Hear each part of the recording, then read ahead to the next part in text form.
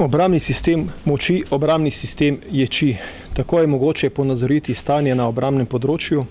To je resor, ki je bil v zadnjih 6 letih krepko podfinanciran in stanje v Slovenski vojski je takšno, ki ne omogoča nadaljnega razvoja.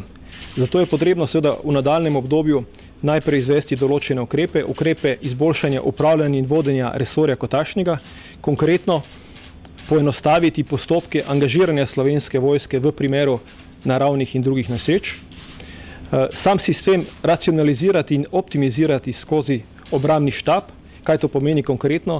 Konkretno prihraniti določene stroške, ki nastajajo z podvajanjem funkcij, kot so finance, kadrovska služba, informatika in podobno, ter ta sredstva, ki bodo tukaj privarčevana, nameniti za gasilstvo, za prostovoljno gasilstvo in za urejanje statusa prostovoljnih gasilcev.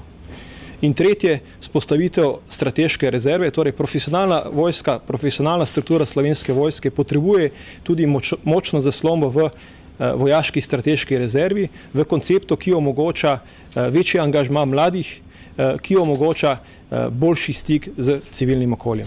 Hvala.